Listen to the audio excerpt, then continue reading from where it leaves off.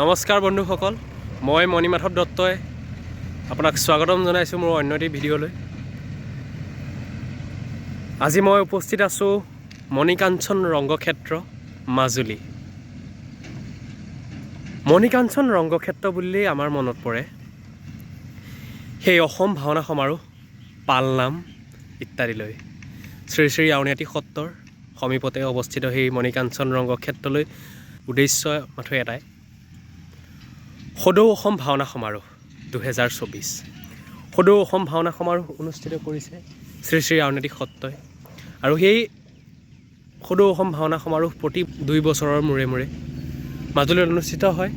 মণিকাঞ্চন ৰংগক্ষেত্ৰত ব্যস্ততা আপোনালোকক দেখুৱাবলৈ চেষ্টা কৰিম, আৰু এয়া আহকচোন আমি সবিশেষ জানিবলৈ চেষ্টা কৰোঁ, আৰু কোনোবা বৈষ্ণৱক আমি যদি লগ পাওঁ তেওঁৰ লগত কথা পাতিম। আহক, আপোনালোকে দেখিবলৈ পাইছে এয়া বিপণীসমূহো বনাই থকা হৈছে। এয়া মূল নামঘৰ, ইয়াতে অনুষ্ঠিত হ'ব ভাওনা সমাৰোহ। হাজাৰ হাজাৰ দৰ্শকৰ মাজত অসমৰ বিভিন্ন স্থানৰ পৰা অহা ভাওনা দলসমূহে পৰিৱেশন কৰিব তেওঁলোকৰ ভাওনা। মাজুলী অনুষ্ঠিত হ'বলগীয়া এই ভাওনা সমাৰোহ 2024 18 জানুৱাৰীৰ পৰা আৰম্ভ হ'ব। ইতিমধ্যে সকলোবোৰ কাম প্ৰায় শেষ হ'বৰ হৈছে। আমি আগবাঢ়ি যাওঁ, যদি সম্ভৱ হয় আমি কাৰোবাৰ লগত কথা পাতিবলৈ চেষ্টা কৰিম। এয়া আমি দেখিছোঁ নামঘৰৰ ভিতৰ চৰা সুন্দৰভাৱে সজাই পৰাই তুলিবলৈ চেষ্টা কৰি থকা হৈছে। আউনীআটী সত্ৰৰ বৈষ্ণৱসকলো আমি দেখিছোঁ, তেওঁলোক কামত ব্যস্ত হৈ আছে। আমি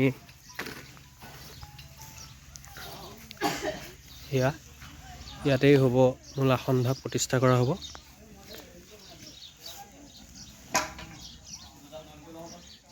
এয়া বৈষ্ণৱসকল নিজ নিজ কামত ব্যস্ত হৈ আছে। আমি এতিয়া পোনে পোনে আউনীআটী সত্ৰৰ সত্ৰাধিকাৰ প্ৰভু শ্ৰী শ্ৰী পীতাম্বৰদেৱ গোস্বামী প্ৰভুৰ লগত কথা পাতিবলৈ চেষ্টা কৰিম। তেখেতে সকলোবিলাক কামৰ তদাৰক নিজেই কৰি আছে। আহকচোন তেওঁৰ লগত কথা পাতোঁ। আমাৰ 2024 যি ভাওনা সমাৰোহ 18 জানুৱাৰীৰ পৰা আৰম্ভ হ'ব, কামবিলাক চলি আছে আৰু সকলো ৰাইজে যথেষ্টভাৱে সহায় কৰিছে। সেইকাৰণে আমি আশা কৰিছোঁ বিভিন্ন মহাপুৰুষৰ কৃপা, ৰাইজৰ আশীৰ্বাদ এইবাৰ অনন্য মাত্ৰা প্ৰদান কৰা এটা পৰিৱেশৰ সৃষ্টি হ'ব। আৰু আমি অনুভৱ কৰিছোঁ অন্ততঃ ইয়াত দৰ্শক ৰাইজৰ সংখ্যা বাঢ়িব, আৰু প্ৰথম দিনাই প্ৰায় 10,000 ওপৰত ৰাইজে একেলগে দিহানাম গোৱা সেইটো কথা চলি আছে। ই নিশ্চয় এটা আনন্দ পৰিৱেশ সৃষ্টি কৰিব, আৰু আমাৰ ভাওনা সমাৰোহৰ যিটো মহত্ব সেইটো প্ৰকাশ কৰিব। আৰু আমি এই মুহূৰ্তত সকলোৰে অপ্ৰকাশ সহযোগিতা আৰু প্ৰস্তুতি কামনা কৰিছোঁ। ধন্যবাদ। এয়া আমাৰ প্ৰভুজনাই নিজেই সকলো কামৰ তদাৰক কৰা আমি দেখিবলৈ পাইছোঁ। প্ৰভুজনাই নিজেই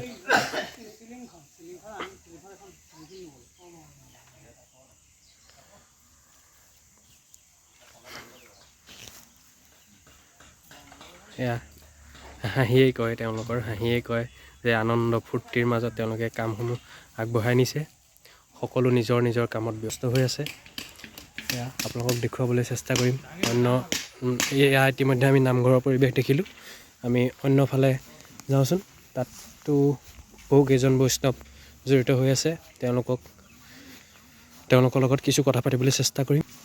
এয়া মূল নামঘৰ,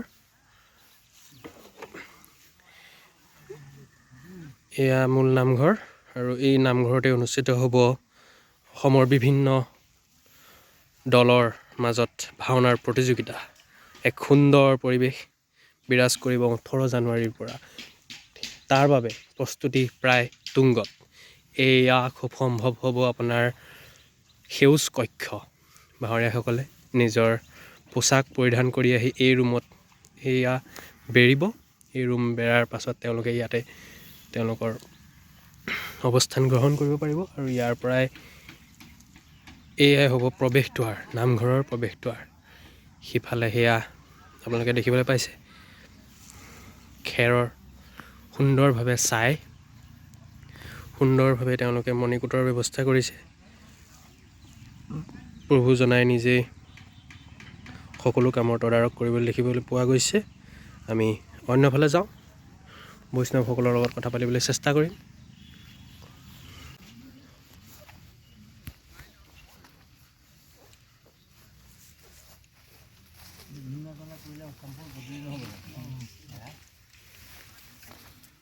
সকলো কামত ব্যস্ত হৈ আছে।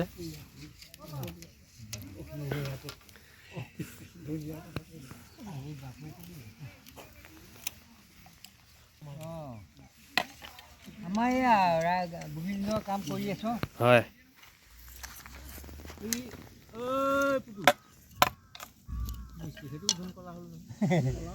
এয়া তেওঁলোকে এইটো বাঁহৰ চিলিঙি বনাই আছে, হয় নহয়? চিলিঙিটো ক'ত লগাব? এই নামঘৰত লগাব, সেই ফুল যে দিছে হয়, এই ফুলত লগাব। অঁ, হয়, কৃষ্ণ। সকলো নিজ নিজ কামত ব্যস্ত হৈ আছে। এয়া আপোনালোকক দেখুৱাবলৈ মই চেষ্টা কৰিছোঁ। এটা মাত্ৰ হাঁহি যে আমি গোবিন্দ মহাপ্ৰভুৰ কামত ব্যস্ত হৈ থাকিব পাৰিছোঁ। আৰু অতি সুন্দৰ এই ব্যৱস্থা আপোনালোকক দেখুৱাবলৈ পাই মই আনন্দিত। মই আজি নিজেও মাজুলীবাসী হৈ খুব আনন্দ প্ৰকাশ কৰিছোঁ। এয়া চাওক, এয়া দুটি খোলৰ আৰ্হিৰে নিৰ্মাণ কৰিব ভাওনা সমাৰোহৰ ভিতৰ চোৱাৰ যিখন প্ৰৱেশ দ্বাৰ। দাদা লাগি আছেনে? সকলো নিজ নিজ কামত ব্যস্ত, কাৰো ইজনৰ মুখলৈ সিজনে চাবলৈ সময় নাই। মুখত এটাই মাত্ৰ হাঁহি। সুন্দৰভাৱে আমাৰ কৰ্মটো হৈ যাব লাগে, গোবিন্দ মহাপ্ৰভুৰ কৰ্ম। এয়া সুন্দৰকৈ তেওঁলোকে সজাই পৰাই তুলিবলৈ চেষ্টা কৰিছে। ইয়াত হয়তো সুন্দৰভাৱে তেওঁলোকে এখন ফুলনিৰ ব্যৱস্থা কৰিছে। এয়া বাঁহেৰে বেৰি থৈছে সুন্দৰকৈ। অসমৰ বিভিন্ন স্থানৰ পৰা আহিবলগীয়া বিপণীসমূহ দিবৰ বাবে ব্যৱস্থা কৰি দিছে। সুন্দৰকৈ কৰ্তৃপক্ষই ইয়াৰ ব্যৱস্থা কৰি আছে। এই ঠাইতে সমাৰোহৰ প্ৰথম দিনা অৰ্থাৎ 18 জানুৱাৰীৰ দিনা এই খেলপথাৰতে 15,000ৰো অধিক আয়তীয়ে দিহানাম পৰিৱেশন কৰিব। ইতিমধ্যে আমাৰ চেনেলত আপোনালোকে সেই দিহানাম শুনিবলৈ সক্ষম হৈছে। যদি আপোনালোকে নাই পোৱা তেন্তে এই দিহানামৰ লিংক মই তলত ডেছক্ৰিপশ্যনত দি দিম আৰু আপোনালোকক প্ৰত্যেকখন ভাওনা দেখুৱাবলৈ আমি চেষ্টা কৰিম। আৰু এয়া স্থানীয় যুৱকসকলেও সত্ৰৰ ঠাইত আহি তেওঁলোকে কৰ্মদান কৰিছে আৰু এই বিভিন্ন বিপণীসমূহ সুন্দৰকৈ সজাই পৰাই তুলিবলৈ চেষ্টা কৰিছে। চাৰিওফালে বিপণী আছে, আপোনালোকক পৰিৱেশ দেখুৱাবলৈ চেষ্টা কৰিছোঁ।